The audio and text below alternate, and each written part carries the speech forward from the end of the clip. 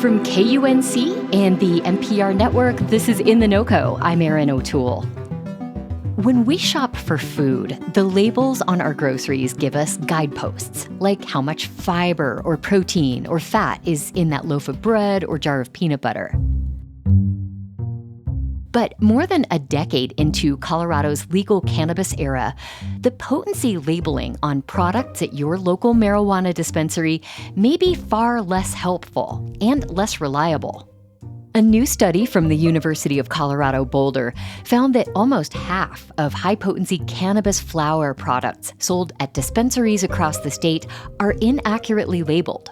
Those are the brownish-green, leafy products that come in buds or might go into a joint.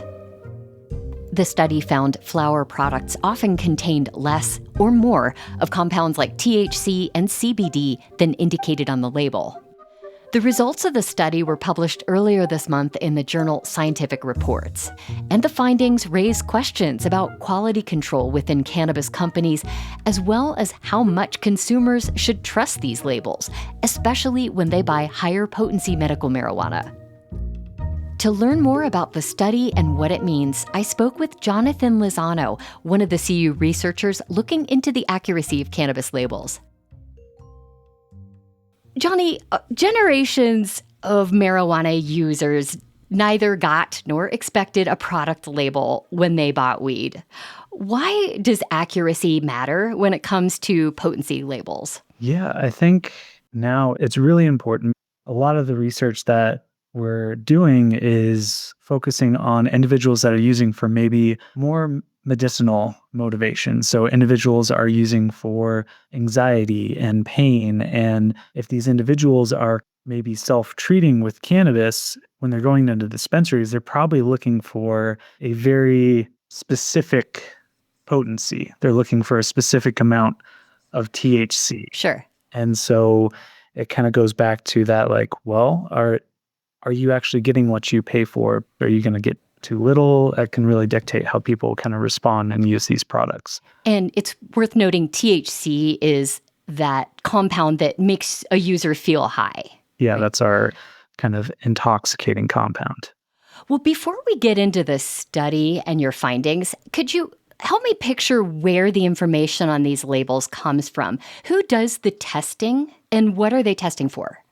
Yeah, so these products are grown at these dispensaries, and then these dispensaries ship these products off to one of the state-accredited labs, and they get tested using various analytical techniques that basically tells us how much of those cannabinoids are within that product. Once that testing is done, the independent lab sends those testing results back to the dispensary, and that's what the dispensary puts on those product labels. Okay, so companies go through an independent third-party lab to get these tests done. And mostly they're testing for THC and CBD, is that right? Yeah, the ones that are required by the state of Colorado are THC and CBD to be on the label. So those are the two primary ones that they're concerned with. Okay. And for this study, you analyzed 277 products. Briefly, what were the main takeaways of your study? Yeah, I think you kind of already touched on one of the bigger takeaways. Roughly about 44% of flower products that we tested were inaccurately labeled. And what that means is that they were either above or below 15% of what was actually on the label. Okay. The recreational cannabis industry has been established for over a decade now in Colorado. You would think labs would sort of have the testing process figured out by now.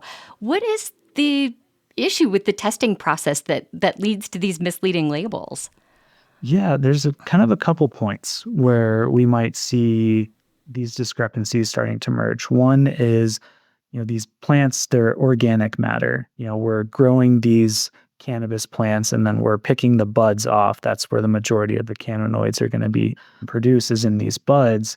And what we're seeing with research is that the amount of THC, CBD, the other cannabinoids in these buds is going to vary based on where they are on the plant. Oh. So usually the buds higher on the plant are going to have a little bit higher potency because they're closer to the light, they're getting more exposure, whereas on the lower part of the plant, they may not be getting that as much because high potency THC products are kind of what are driving sales within the cannabis market. We might see dispensaries picking those buds from the higher part of the plant and sending those off for testing. And that may not necessarily be reflective of the entire plant itself from top to bottom. Mm-hmm. The second kind of point is that while the labs that they're sending them to are third-party labs, they're not affiliated with the dispensary, and they are accredited, they're not all using the same analytical techniques when they're testing the cannabinoids within these flower products. So that's kind of one of the next steps in the future is to maybe start to look at these methods of analysis and kind of start to develop a more standardized method. From talking with you, it's hard to tell if this problem is caused by the way the cannabis industry operates or by regulators. Who needs to do a better job here? Yeah, I think it goes down to both sides. Maybe dispensaries need to start holding themselves a little bit more accountable and start picking buds not from just the top part of the plant, but throughout the entire plant. And then within the regulators start holding some dispensaries accountable. You know, if we are seeing some dispensaries that are constantly offending and not having accurately labeled products, there should be some consequences for that. And on that note, what advice do you have for cannabis consumers who are concerned about these findings? You know, there's not a lot that you can really do about it at this point in time as a consumer, but I think keeping that in mind when you're purchasing your products, hey, I know the label says that this joint has 25% THC in it, but maybe it's a little bit under, or maybe it's a little bit over. Just kind of keeping that in mind as you're making your purchases is kind of the best we can do at this point in time. So, big picture here, how do these inconsistent potency measurements affect the average customer who walks into a dispensary? What is the impact on them? Yeah, I think it depends on who that user is and what they're kind of looking to get out of it. If they're going into the dispensary because they're looking to get something specific, because they know that a 25% THC product really helps them with their anxiety and they smoke X amount, whenever they're purchasing a new product or if it's a new batch, maybe make some considerations at the first time they use that. They might kind of have to feel it out a little bit more. Maybe they kind of go low, go slow. That's kind of the advice anyways from the Department of Public Health. Or if you're just someone that's going in looking to, partake and have a little fun on the weekend, maybe it doesn't impact you as much. But individuals looking for medicinal reasons, that might take a little bit more caution and consideration when they're purchasing those products and using them for the first time.